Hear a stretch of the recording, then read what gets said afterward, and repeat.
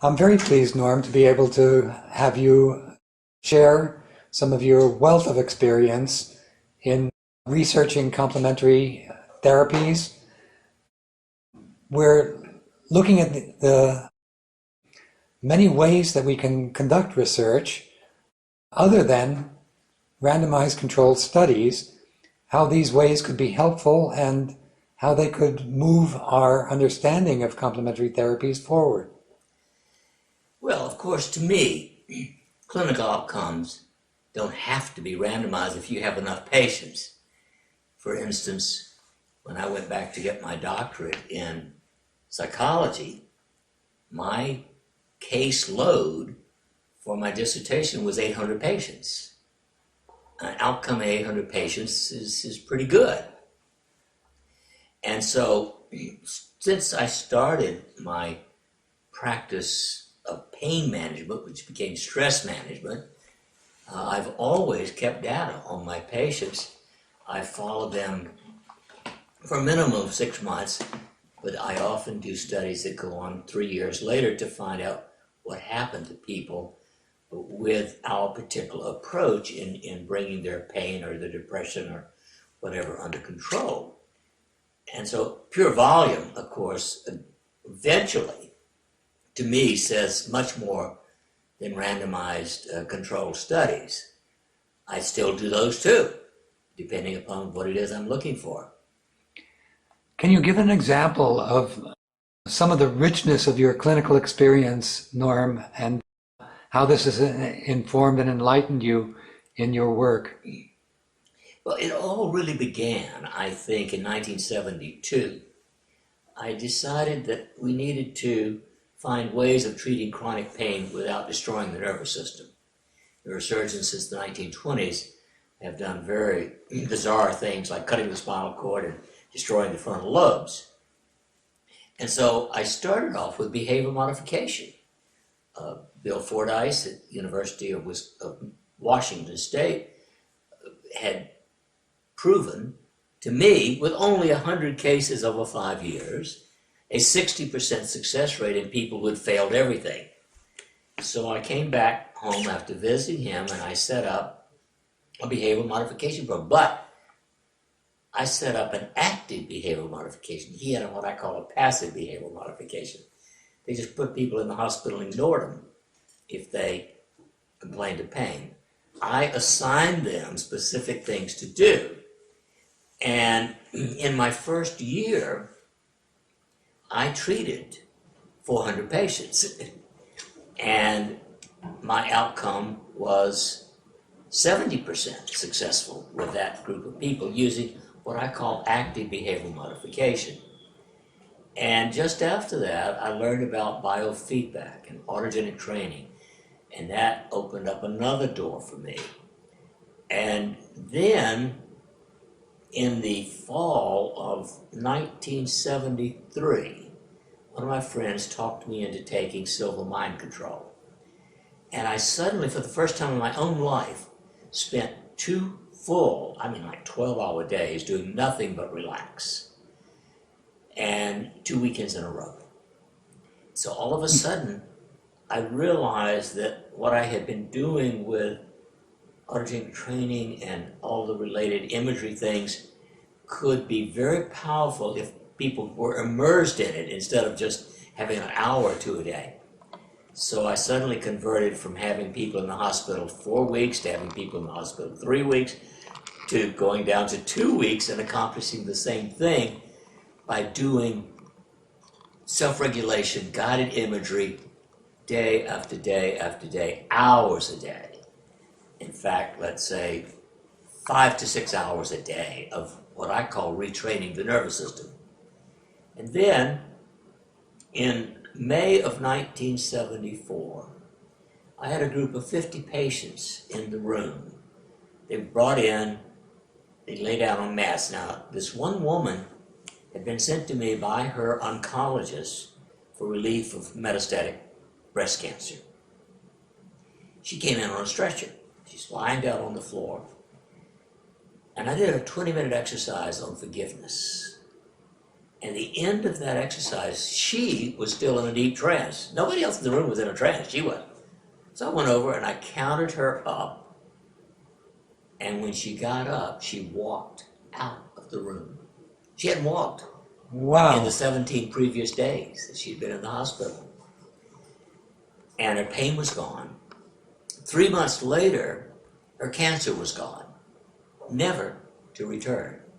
In fact, she made a silkscreen serigraph, which I still have, of a bottle that looks like a Coke bottle, except it says Dr. Shealy, the pause that refreshes. And a year and a half later, in December of 1975, I was invited to give a presentation at the hospital in Los Angeles where she had been unsuccessfully treated with chemotherapy and radiation. She picked me up at the airport and we're driving down to the airport and she said, "Norm, I want to tell you what happened last year. During that exercise, forget this, I suddenly realized how much I hated my family. And I decided I'm not going to let the bastards kill me." Now, it's not what I call perfect insight, but it obviously worked for her. Now, the whole story is worth telling. She says, "I came home and I said to my husband, I'm going to get well." And he says, "But Aisa, you've got cancer, you're going to die." She said, "I got well," and he committed suicide. Now, I want to tell even about the suicide because that's what she said.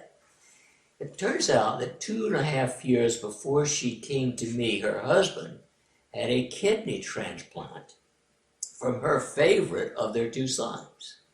And she nursed him and helped him back to recovery. And that's when the stress of that got to her. She developed breast cancer. When she developed breast cancer, he treated her as if she was poison. They had separate dishes, even to wash in the dishwasher. And she resented that. And her parents moved in to take care of their 50-year-old baby. And this man, in now 3 years, had never had any problem with the transplanted kidney.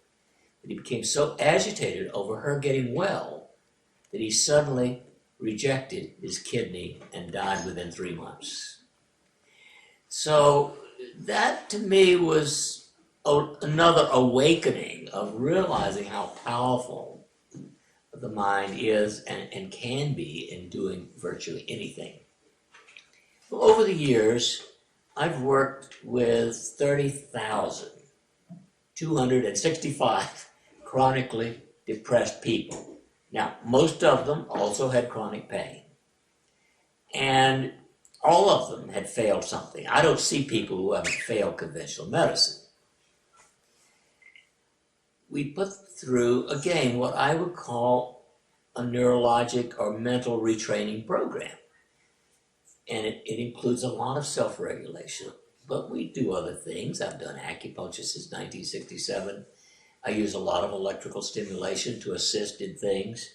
But the major thing is teaching them how to control the physiology of the body and the mind. And our success rate is 85%. And I've followed these people inevitably. With what sorts of problems, Norm? I'm sorry? What sorts of problems are responding this way? Well, everything from chronic pain to depression, but all of the other illnesses, because what I found is my average patient had 5 other problems. Everything from high blood pressure, and of course all of the autoimmune diseases. I mean, it's really chronic disease, chronic stress. Everything to me is a stress illness, of course.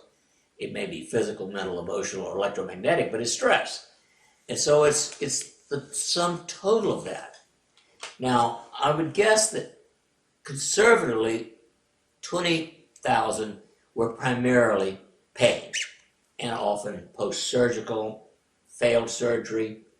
The record was one man who had 52 unsuccessful back operations. 52! I mean, how can you do that? I don't know whether the patient or the surgeons are crazier. I had one woman who in 7 years had 14 fusions of her spine. She was fused from the bottom of the neck to the sacrum. And the orthopedist who sent me says, I don't know what happened, because she always got well after I operated. But every 6 months he's operated, he didn't wait long enough for her to get well. At any rate, so a lot of them were that kind of thing. But it began to be everything from rheumatoid arthritis to depression. Pure, simple, nothing but depression. Now, don't work with psychotics. If I see a psychotic walk in the door, I run. I work only with neurotics and a few psychoneurotics, but it's people with what has been diagnosed as major disease. My average depressed patient has tried 3 or more antidepressant drugs. And I can take, and I've done numerous studies on depression, where we have sometimes done placebo controls, etc. But most of the time I just follow 100, 200, 300 patients. And of course I've been accused of being a placebo. Many people come to the class, well, it's all you. So several years ago, a private foundation offered me a marvelous grant to do whatever I wanted to do. So I chose 200 chronically depressed patients who, of course, failed for years. And I had a nurse practitioner evaluate them medically, and we did MMPIs and all the standard tests. And a technician then taught them what to do with the LIST cranial electrical stimulator, which is totally safe. Maybe you shouldn't use it if you've got a pacemaker, but I've used that in 30,000 people because it raises serotonin and beta endorphin. And a photostimulator with a pair of glasses with flashing lights. Well, we only got 84% success. So maybe I add 1% as a placebo. But I have always used my clinical patients to tell me what to do. And I continue to do that. Now today, I don't have a private practice anymore. I just do research and write and teach. But I do 3 to 5 projects every year. And often now, I may do a double-blind study, but not always. Now, I just did a study this year on high blood pressure, because high blood pressure is almost as bad as depression as far as treatment is concerned. Less than 50% of people with hypertension have their hypertension controlled. So my simple beginning study was 31 people. They all had high blood pressure. Almost half of them were on up to 3 antihypertensive medications and still had a blood pressure out the sky. And I gave them a little, I call it herbal, a botanical extract, which I happened to run across at a meeting.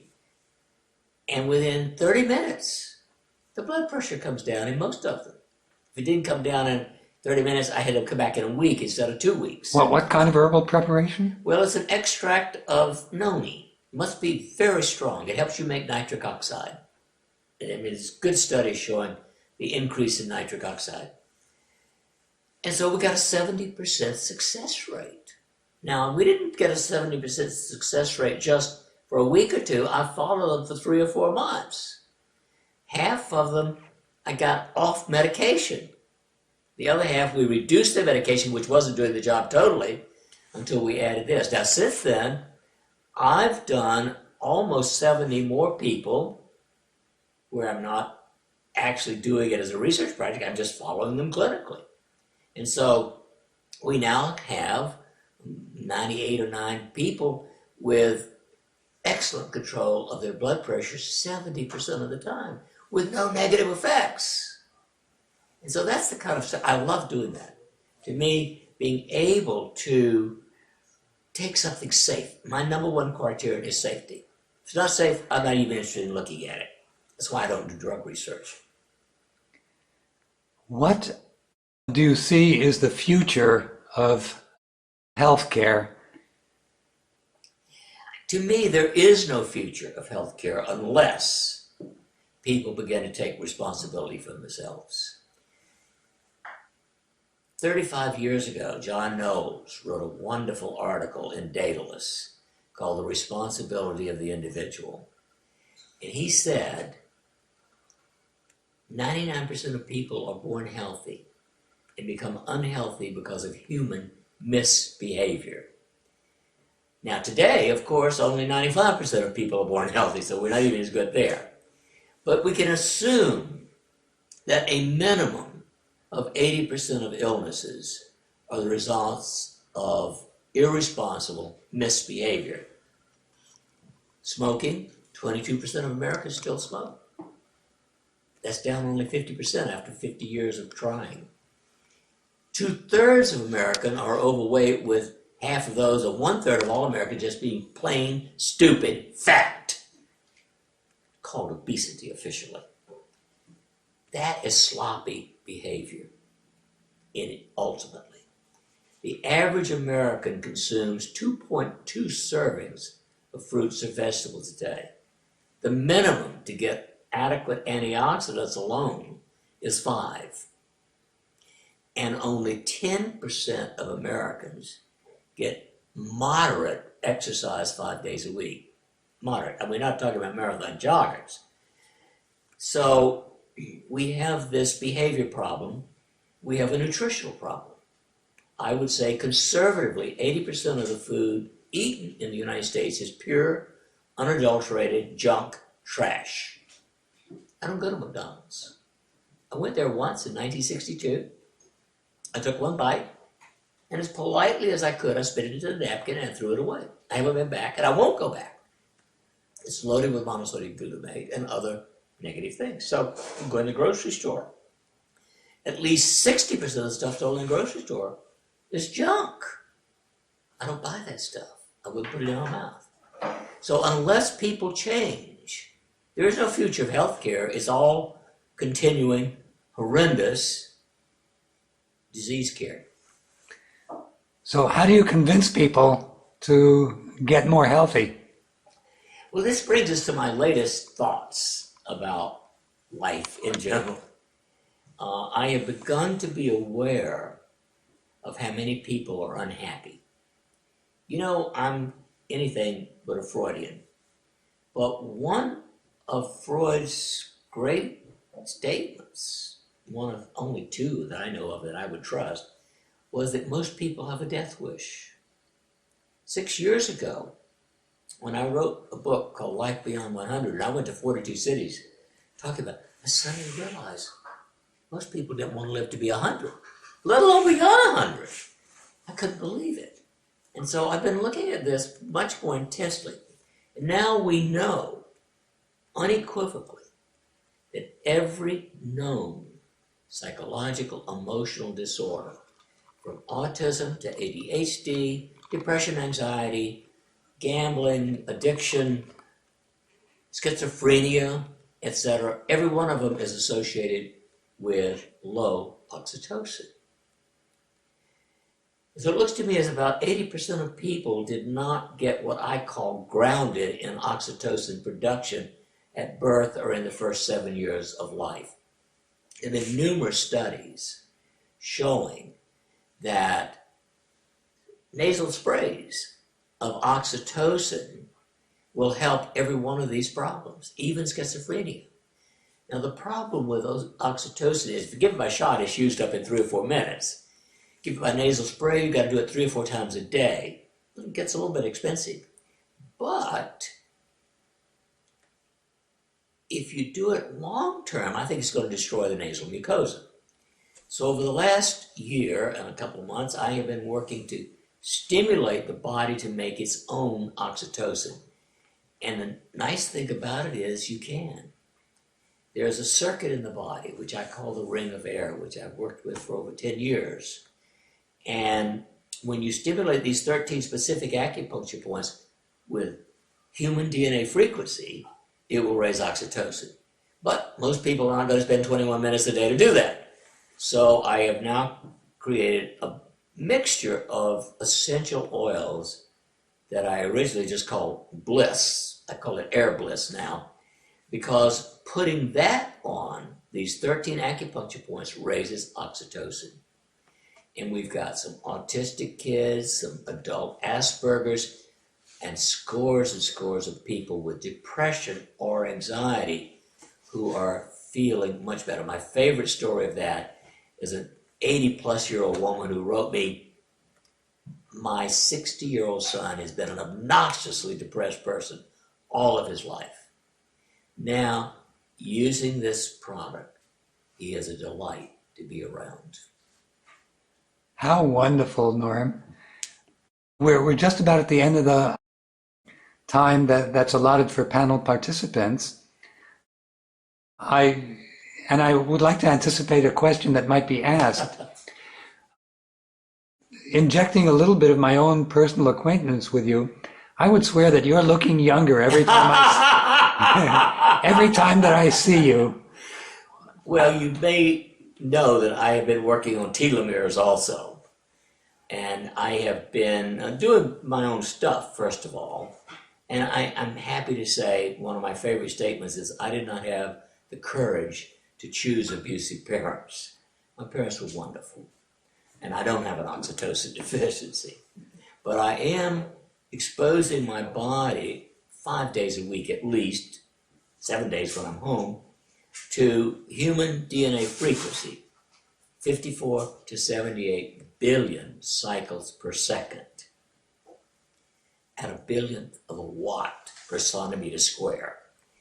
And I've now got 36 people who have been doing that. And again, it's interesting, 70% are getting superb regrowth of telomeres, 5.4% per year instead of shrinking 1% a year.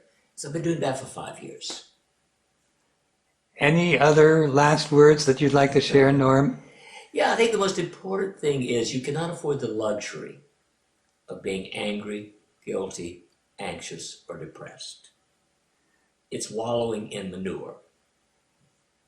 Wonderful, Norm. Thank you so much for your participation. Well, you're most welcome, Dan. Have a good one.